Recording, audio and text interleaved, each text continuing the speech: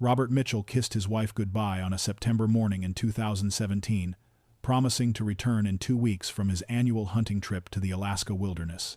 7 years later, researchers found him alive inside an abandoned cult compound, his journals revealing he had been held captive just 40 miles from where his desperate family had searched for him every single year.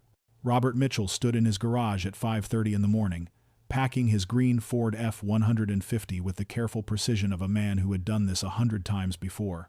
At 38 years old, he knew exactly what he needed for 2 weeks alone in the Wrangell Mountains. His hunting rifle, cleaned and oiled, his camera equipment, protected in waterproof cases, freeze-dried meals, water purification tablets, rope, first aid kit, emergency beacon, everything had its place. His wife Sarah watched from the doorway, arms crossed over her nurse's scrubs. She had to leave for her shift at Providence Hospital in an hour, but something kept her standing there in the pre-dawn darkness. At 36, she had watched Robert leave for these solo hunting trips 15 times, one for each year of their marriage. This time felt different.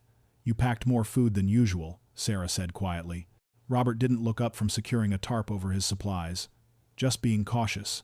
Weather's unpredictable this time of year." Their son Tyler bounded down the driveway, all gangly limbs and teenage energy at 14. He wore his Anchorage high school jacket despite the September chill being mild. "Dad, you promised. When you get back, we're going to the gun range. My first real hunting rifle." Robert finally turned, and Sarah saw something in his eyes she couldn't name. Worry, maybe. Or anticipation. "Of course, buddy. 2 weeks. I'll be back before you know it." He pulled Tyler into a hug that lasted longer than normal. Robert's best friend had called the night before with warnings. Strange reports. From the Wrangell area. Unfamiliar camps. People who shouldn't be there. Robert had laughed it off. He had been hunting those mountains since before Tyler was born. He knew every trail, every ridge, every valley.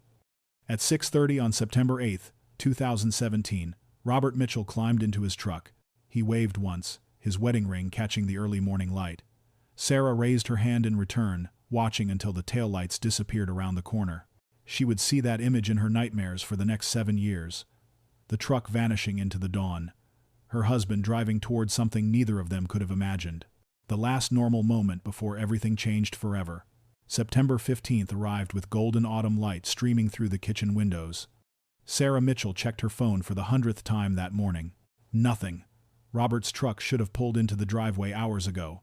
His hunting trip was scheduled to end at noon, and he was never late. Not once in 15 years. Tyler sat at the kitchen table, pretending to do homework, but watching his mother pace.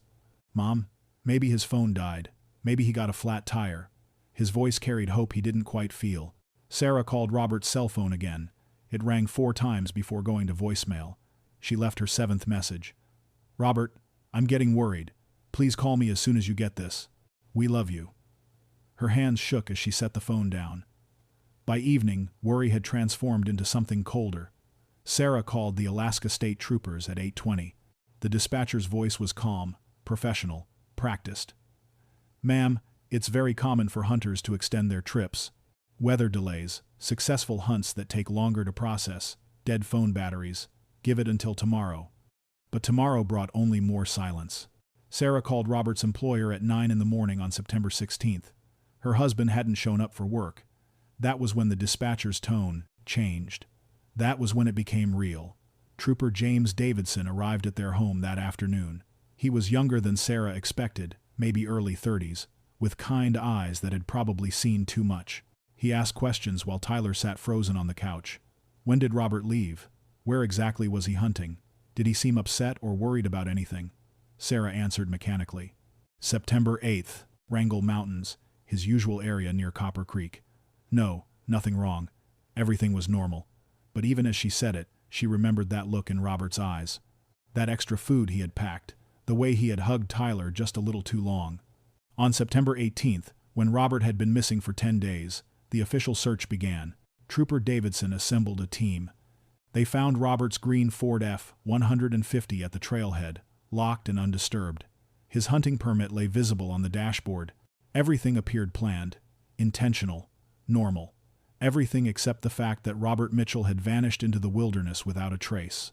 The search teams moved into the Wrangell Mountains like a small army. Helicopters buzzed overhead while dozens of volunteers hiked the trails Robert Mitchell was known to use. Trooper Davidson coordinated from base camp, marking maps and tracking every lead. The September weather held clear, giving them perfect conditions for the search. They found Robert's base camp on the second day, 8 miles from where his truck sat at the trailhead. The discovery brought both relief and confusion. His tent stood perfectly erected among a cluster of spruce trees. Supplies were organized on a makeshift table made from a flat rock. Canned food, water bottles, cooking gear, all neatly arranged. But his hunting rifle was gone, his backpack was gone, and his satellite phone sat on a log, its battery completely dead. Sarah Chen, the Alaska State Trooper who had taken over the investigation, walked slowly around the campsite. She had been doing this job for 12 years and something felt wrong. At 41, she had learned to trust her instincts. This wasn't the camp of a man who got lost or injured. This was the camp of a man who left intentionally. Then she saw it. On top of Robert's journal, placed deliberately in the center of his sleeping bag, sat his wedding ring. The gold band caught the afternoon sunlight. Sarah pulled on latex gloves and carefully opened the journal to the last entry. September 9th, 2017. The handwriting was Robert's, neat and controlled. Saw something unusual today, a structure that shouldn't be here. No hunting cabins marked on my maps in this location. Going to investigate tomorrow, probably Forest Service or research station. That was it. Nothing after that date. No mention of what he found or where he was going. Sarah called for the search dogs. Within an hour, the German shepherds picked up Robert's scent heading north from the base camp. The dogs pulled their handlers eagerly at first, following a clear trail through the underbrush. But after 2 miles, in an area where the terrain became steep and dangerous, the dogs stopped. They circled, whined, searched in vain. The scent simply ended, as if Robert Mitchell had walked to that exact spot and then vanished into thin air. Trooper Sarah Chen drove to Anchorage 3 days after the search began. She needed to understand who Robert Mitchell really was. Missing persons cases always started the same way, with the question nobody wanted to ask. Did this person want to disappear? Robert's home was a modest 2-story house in a quiet neighborhood. Sarah sat at the kitchen table with a cup of coffee Sarah Mitchell had made with shaking hands. Tyler had gone to school, trying to maintain some normalcy while his father was missing. The house felt frozen in time, waiting for Robert to walk through the door. Sarah Chen pulled out her notebook. Mrs. Mitchell, I need to ask some difficult questions. Did your husband have any financial problems? Any debts you knew about? Sarah Mitchell shook her head firmly. No, we're not rich but we're comfortable. Robert's job pays well. We have savings. No credit card debt. Any enemies? Anyone who might want to hurt him? Again, no. Robert is quiet. He goes to work, comes home to us, goes hunting once a year. That's his life. He doesn't have drama. But Sarah Chen's investigation revealed something strange. Robert's bank records showed unusual activity in the month before his disappearance. He had withdrawn $600 in cash each week for 4 weeks. Not enough to trigger automatic reporting, but enough to notice. When Sarah showed the security footage from the bank to Sarah Mitchell, the woman's face went pale. That's Robert, but he looks scared. Look at how he keeps checking over his shoulder.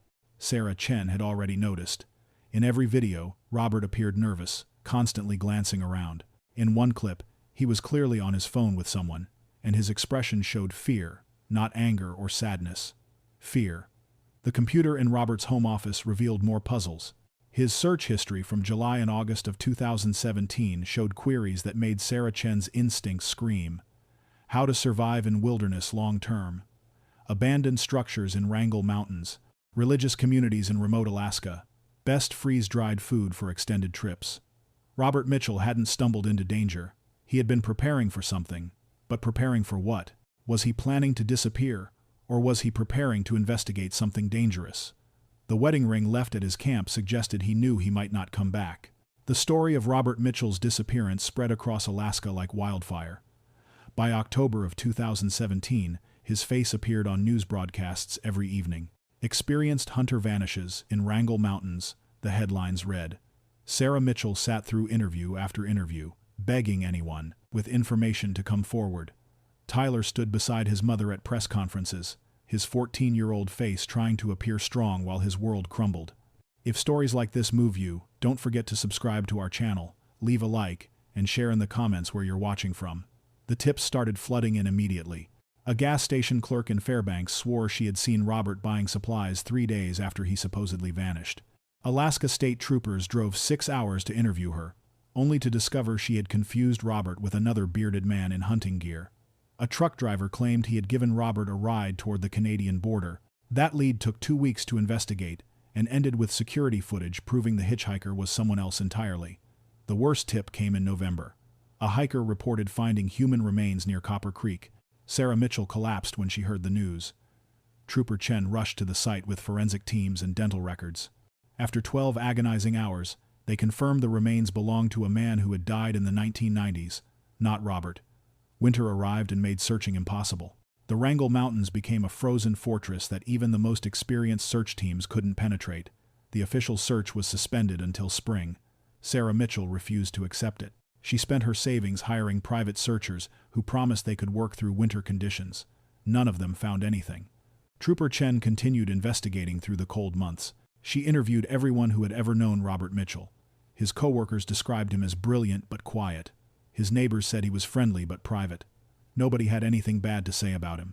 Nobody knew any secrets. Then Chen found Derek Hansen, Robert's hunting partner from previous years. Derek had moved to Oregon and initially refused to speak with investigators.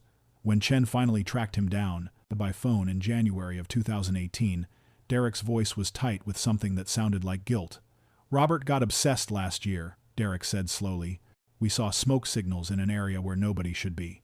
Strange symbols carved in trees. Robert wanted to investigate. I told him to leave it alone.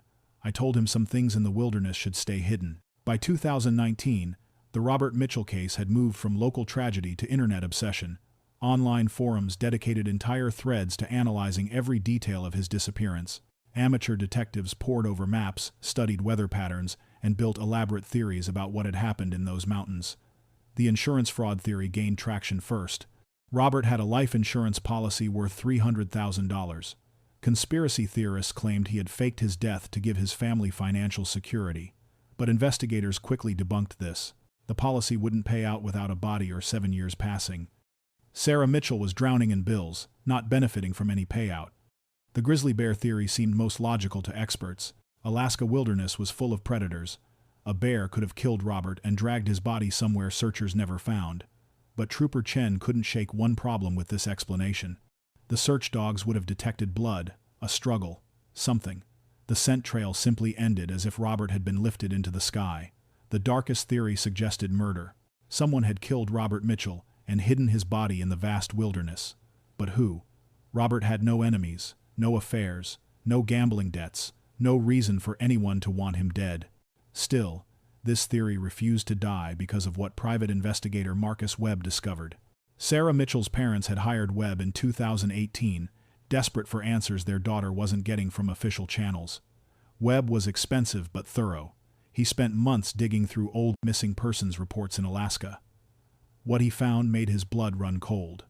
3 other experienced outdoorsmen had vanished in similar areas of the Wrangell Mountains over the past 15 years.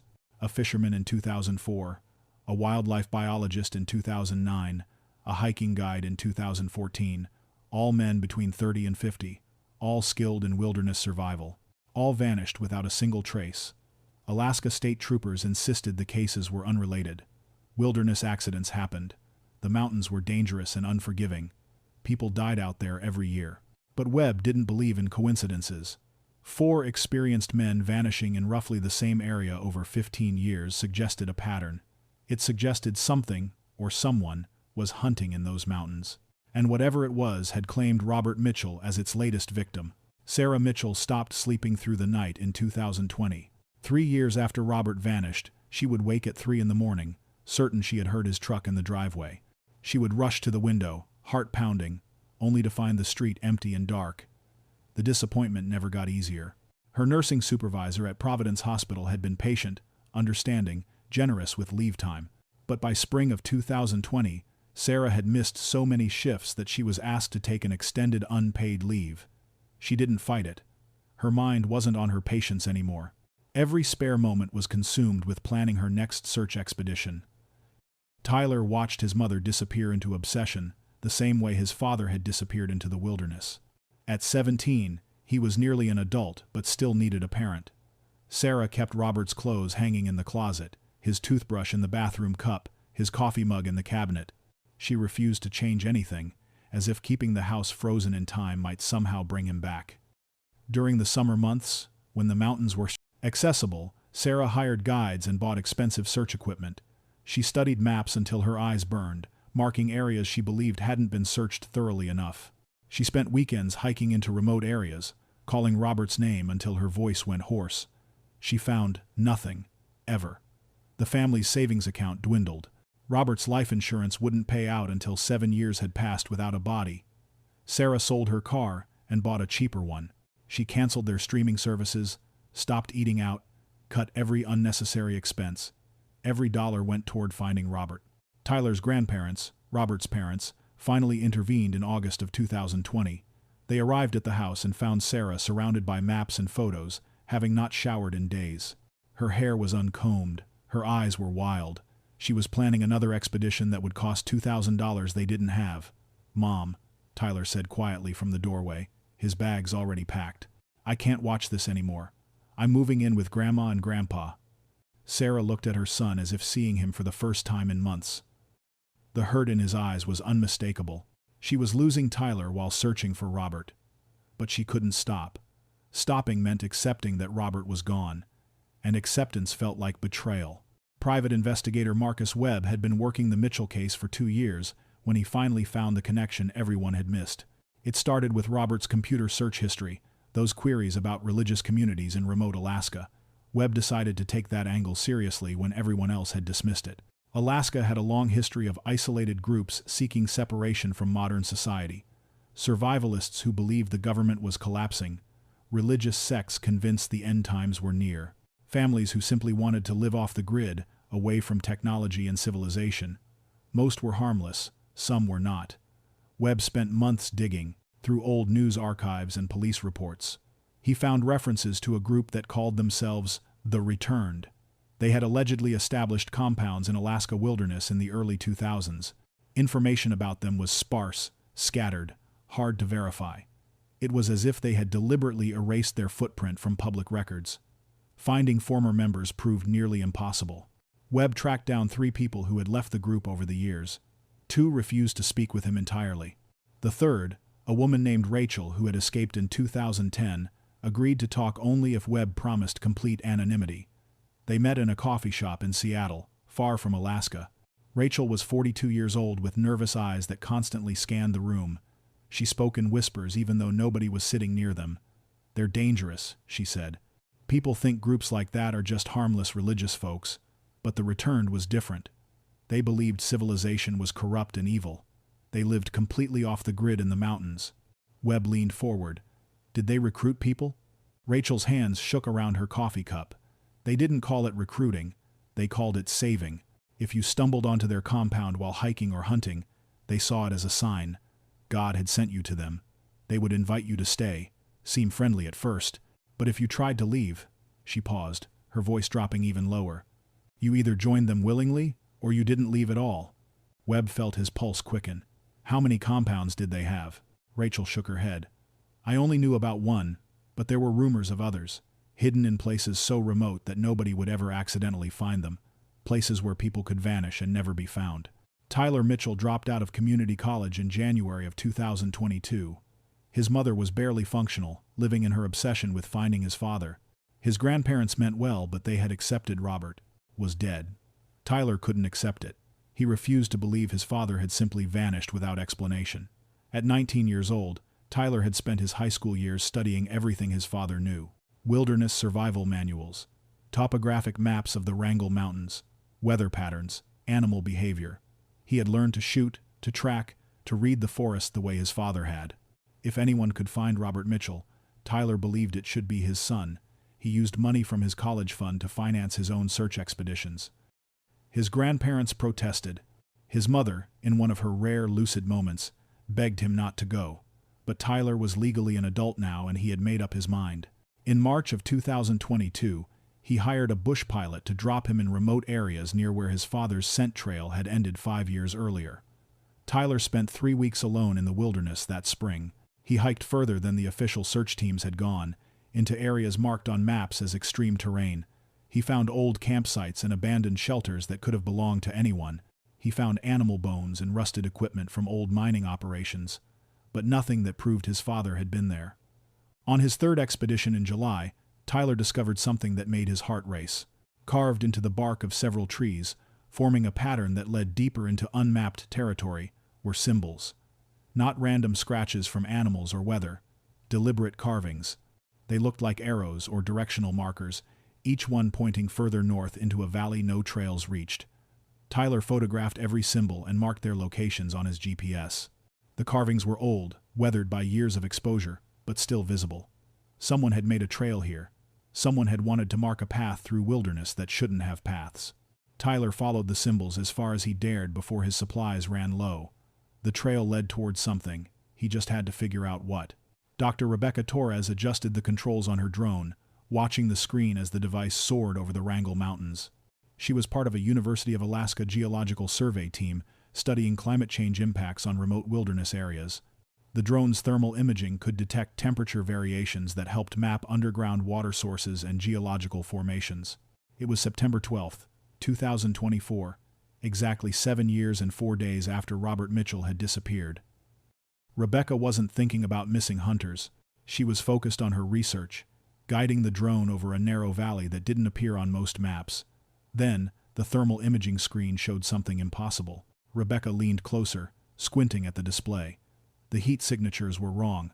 They showed geometric patterns, straight lines, and right angles that nature didn't create.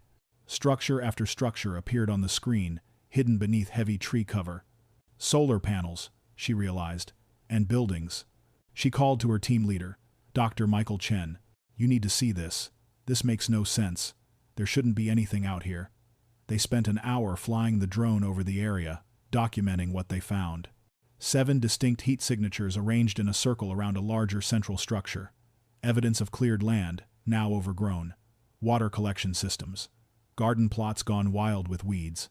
The thermal imaging showed the building still retained some heat, suggesting recent occupation, but no human heat signatures appeared anywhere. Dr. Chen made the call to Alaska State Troopers at 4:30 that afternoon. By the time Lieutenant Sarah Chen, no relation to Dr. Chen, arrived by helicopter the next morning, the university team had marked coordinates and created detailed maps of what they had found. Sarah Chen had never stopped thinking about Robert Mitchell. The case had haunted her for 7 years. She had been promoted to lieutenant but still kept the Mitchell file on her desk. When she heard about structures found in the remote Wrangell Mountains, her instincts screamed. The helicopter dropped her and 3 other troopers at the valley's edge on September 18th. They hiked in, following the university team's coordinates. What they found hidden among the trees took Sarah's breath away. 7 log cabins arranged in a perfect circle. Solar panels barely visible through the canopy. And in the center, a larger building that looked like it served as a communal gathering place. Someone had built a compound here, and recently, someone had abandoned it in a hurry. Lieutenant Sarah Chen pulled on latex gloves before entering the first cabin. The door hung open, creaking in the mountain breeze. Inside, she found craftsmanship that surprised her. These weren't crude survival shelters thrown together by amateurs. Someone with real skill had built these structures with insulated walls, wood stoves, and hand-carved furniture. The cabin contained 3 narrow beds, each with handmade quilts folded neatly at the foot. Shelves lined the walls, holding mason jars of preserved food, candles, and books. Religious texts mostly, but also wilderness survival guides and medical manuals. A calendar on the wall showed dates from 2023, suggesting the compound had been occupied until recently. The other cabins revealed similar scenes. Each housed between 2 and 4 people based on the number of beds. Personal items remained, clothes hanging on pegs, boots lined up near doors, photographs tacked to walls showing groups of people Sarah didn't recognize. Everything suggested a community that had lived here for years. The central building made Sarah's skin crawl. The main room contained long wooden tables where perhaps 30 people could eat together. A kitchen area held large pots and industrial-sized containers of rice and beans. But it was the back rooms that turned her stomach. 3 small, windowless cells, each barely 6 feet by 8 feet. Heavy locks on the outside of the doors. Chains bolted to the walls. One cell contained a thin mattress on the floor and scratch marks on the walls, as if someone had been counting days. This wasn't just an off-grid community. This was a prison.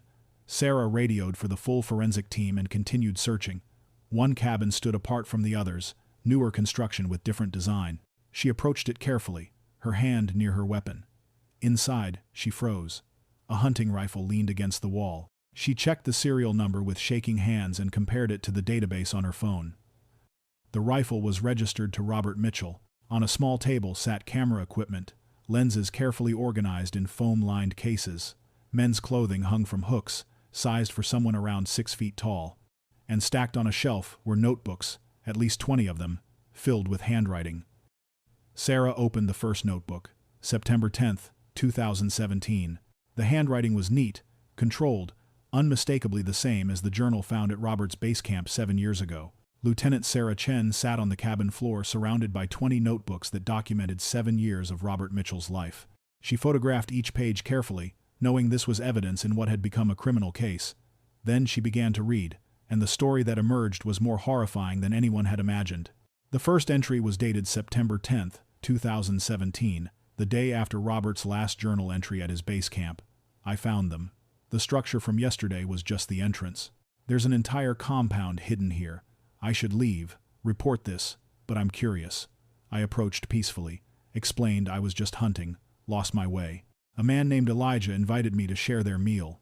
They seem harmless, just religious people living off-grid.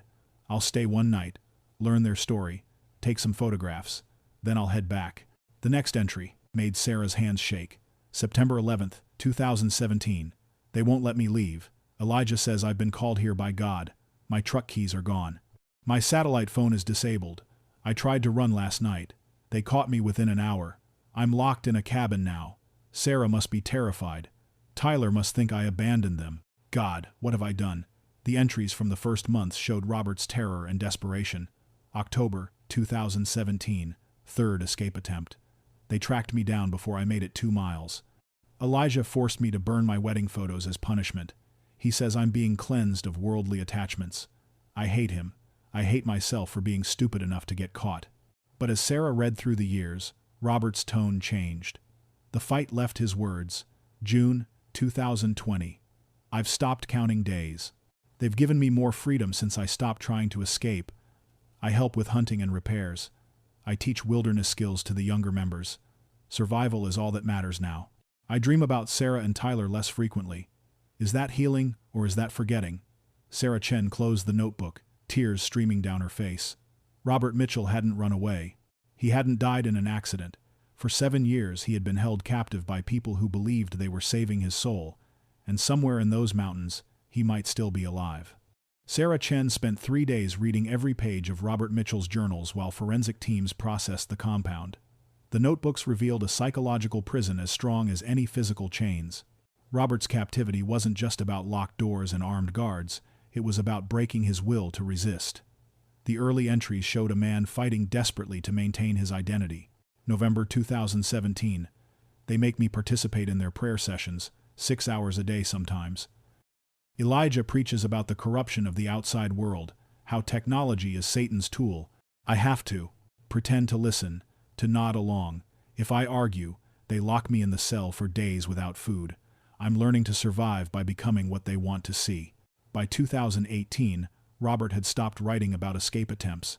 Instead, he documented the compound's routines with the detached tone of an anthropologist studying a foreign culture. There were approximately 30 people living there. Some had joined willingly, true believers in Elijah's apocalyptic vision. Others, like Robert, had been hiking or hunting when they stumbled onto the compound and were forced to stay. March 2019. Met a woman named Maria today. She's been here 4 years, brought against her will like me. She has 2 children who were born in this compound. They've never seen a town, never watched television, never been to school. She's terrified of trying to escape because Elijah threatened to keep her children if she ran. This place isn't just a cult. It's a prison for families. The middle years showed Robert's adaptation and the guilt that came with it. June 2020. I've been here almost 3 years. They trust me enough now to go hunting alone in the surrounding areas. I could run. I could hike out and get help. But I've seen what happens to people who try. Elijah sends hunting parties after them. Last month, a man named Peter tried to escape. They brought him back beaten and broken. He died 3 days later from internal injuries. Elijah called it God's judgment. Robert had learned the terrible mathematics of survival. Fighting meant death. Cooperation meant staying alive. So he cooperated, taught wilderness skills to cult members, helped build new structures, and slowly lost pieces of the man he used to be. Through Robert's detailed observations, investigators pieced together how the returned operated. Elijah Frost, whose real name was Michael Benson according to FBI databases, ruled the compound through a combination of religious manipulation and fear. He was 58 years old, a former accountant from Oregon who had fled after embezzling money from his clients in 2003. Robert's journals described Elijah as intelligent and charismatic, with an ability to make people believe his delusions. He preached that civilization would collapse within years, that technology was destroying humanity's soul, that only those who returned to primitive living would survive God's judgment. His followers called him prophet. Those who resisted called him warden. The compound's population fluctuated between 25 and 35 people. Robert documented everyone he encountered over the years. Some were true believers who had joined voluntarily after meeting cult members in towns. They sold their possessions, abandoned their families, and walked into the wilderness believing they were being saved. Others had been hiking, hunting, or researching when they discovered the compound by accident. April 2021.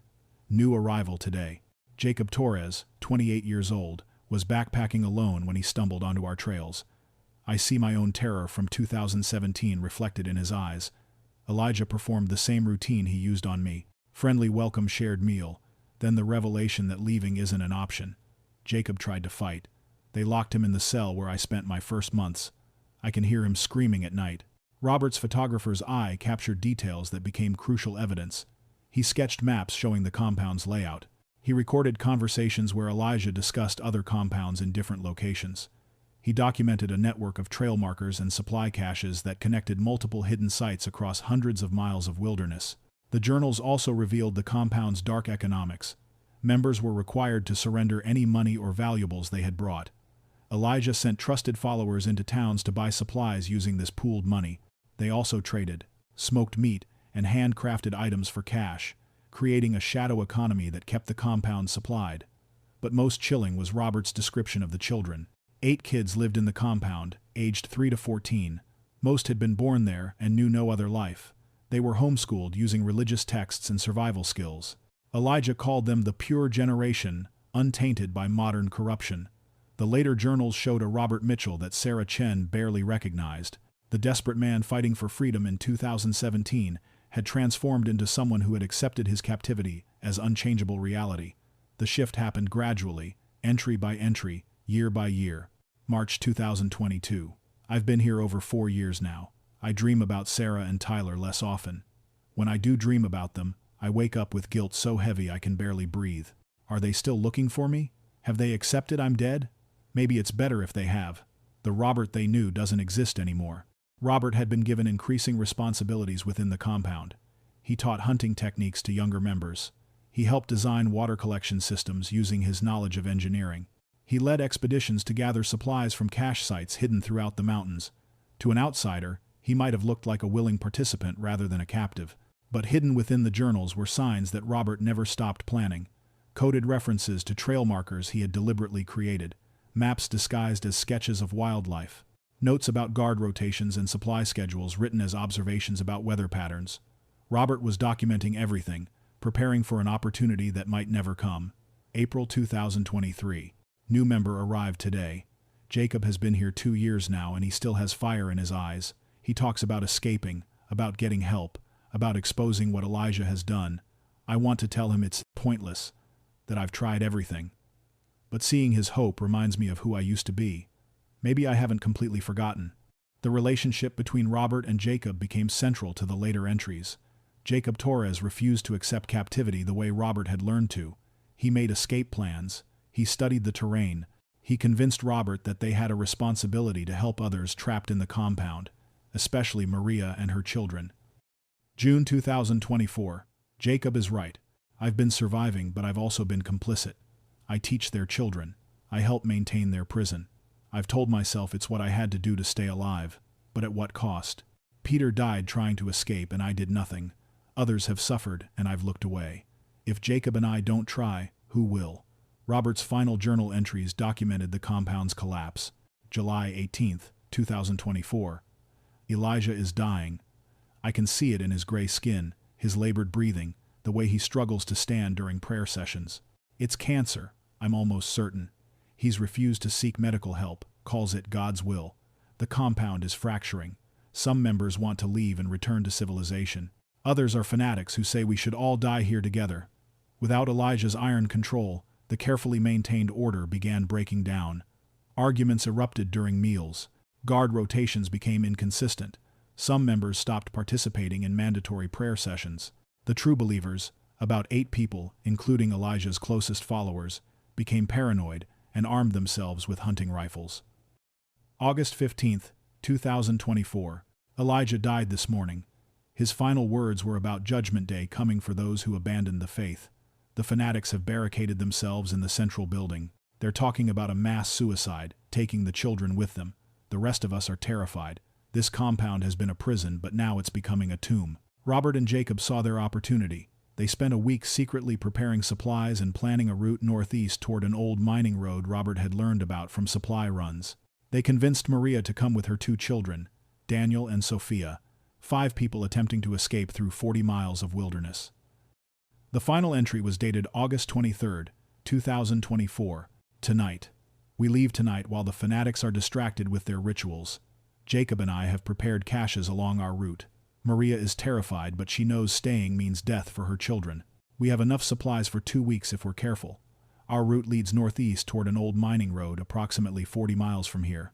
If anyone finds this journal and we don't make it, tell Sarah Mitchell I never stopped loving her. Tell Tyler his father died trying to be brave.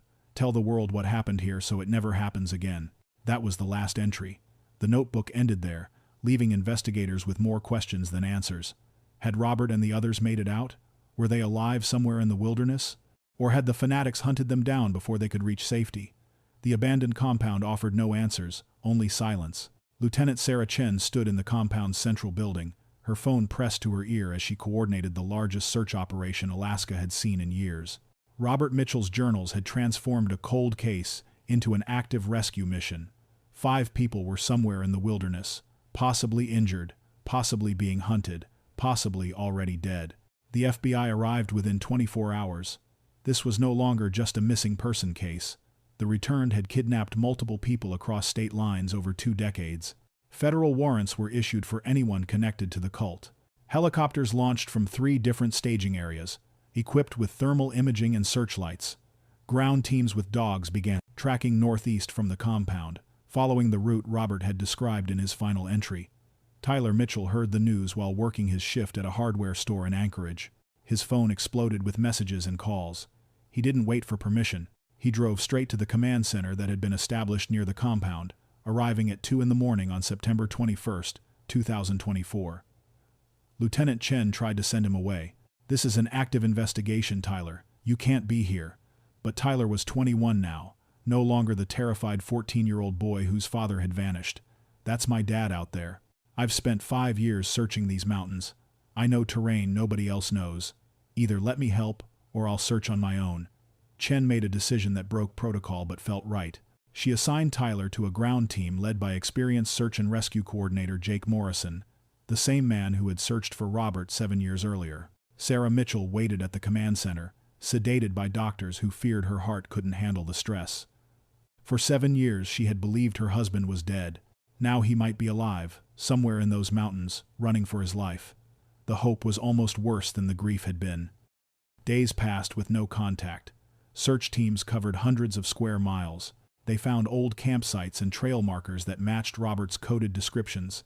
They found evidence that people had passed through recently, broken branches and disturbed soil, but no sign of the escapees themselves.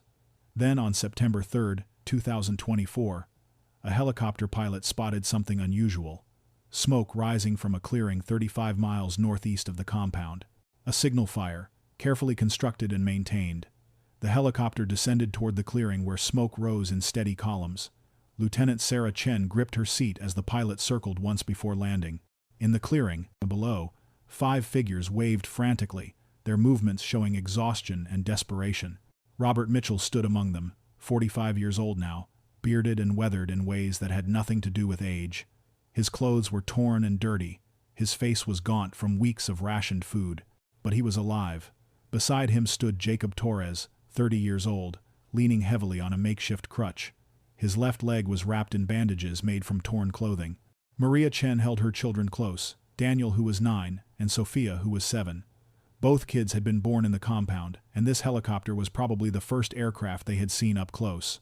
Their eyes were wide with fear and wonder. The rescue team moved quickly. Paramedics checked vital signs while Chen radioed the command center. "We have them, all 5 alive. Torres needs immediate medical attention. The rest are dehydrated and exhausted but stable." Robert spoke in a voice rough from days of calling out for rescue. "We've been traveling for 11 days. The fanatics came after us the first night. We barely got away." He paused, looking directly at Chen. "Is my family safe? Are Sarah and Tyler okay?" "They're at the command center," Chen said gently. "They've been waiting for you." The helicopter lifted off, carrying the survivors towards safety. During the flight, Robert stared out the window at the endless expanse of wilderness below. 7 years of his life had disappeared into those mountains. He had entered as a hunter on vacation and emerged as someone completely different. Jacob Torres, despite his pain, managed a weak smile. "We made it," he said to Robert. "We actually made it out." Maria held her children and cried silently. Her kids had never ridden in a vehicle, never seen a town, never experienced anything beyond the compound's isolated existence. The world they were entering would be as alien to them as another planet. When the helicopter landed at the command center, news cameras were already there. The story had become national headlines. Hunter missing 7 years, found alive after cult captivity. But the reunion everyone expected, the tearful embrace and happy ending, didn't happen quite the way anyone imagined. The FBI raids recovered 4 more cult members within a week of Robert's rescue. They were found in a secondary camp 15 miles from the main compound, confused and leaderless without Elijah Frost. They surrendered without resistance, their faith shattered by their prophet's death. 2 other members were discovered dead in the central building, an apparent murder-suicide pact that had ended in tragedy. 3 cult members remained missing, believed to have fled toward the Canadian border or died somewhere in the vast wilderness. Federal prosecutors built cases against those in custody. The charges were staggering: kidnapping across state lines, false imprisonment, child abuse, financial fraud. Robert's journals provided evidence that documented 20 years of crimes. Investigators found 4 bodies buried near the compound, victims who had tried to escape and been killed by Elijah's enforcers. Their families finally had answers after years of not knowing. 3 other missing persons cases from the past 15 years were connected to the returned. The full scope of Elijah Frost's operation was still being uncovered. But the Mitchell family's reunion was far more complicated than the media headlines suggested. Tyler barely recognized the man who returned from the wilderness. His father was quiet, distant, haunted by things he couldn't explain.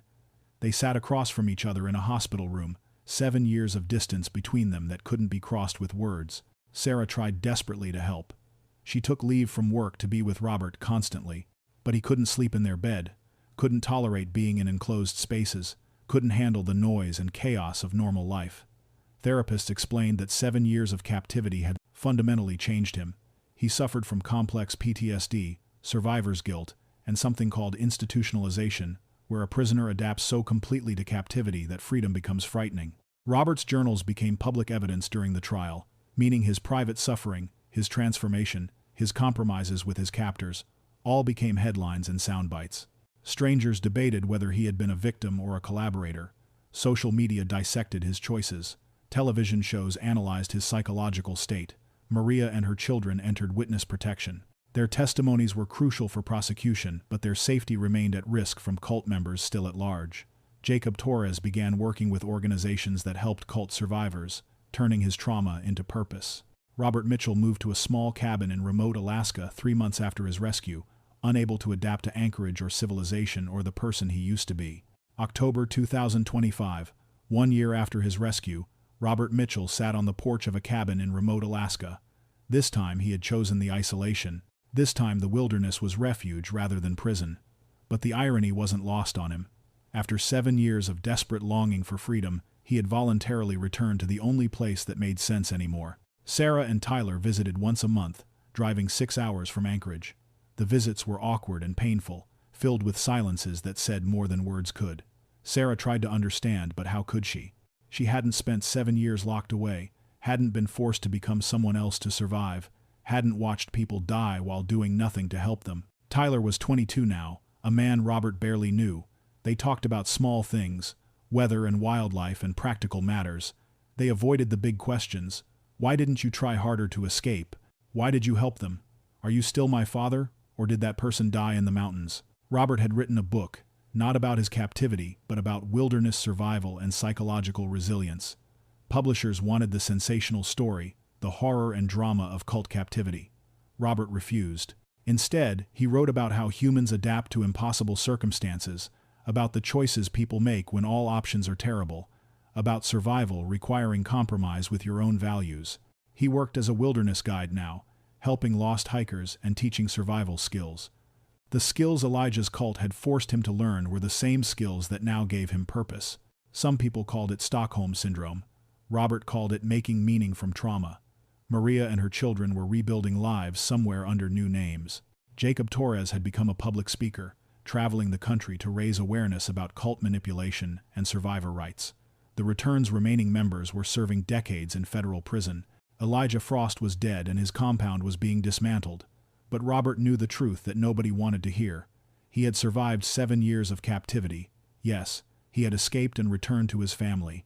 But the Robert Mitchell who drove into those mountains in September 2017 had died there. The man who came back was someone new, someone shaped by captivity and compromise and guilt.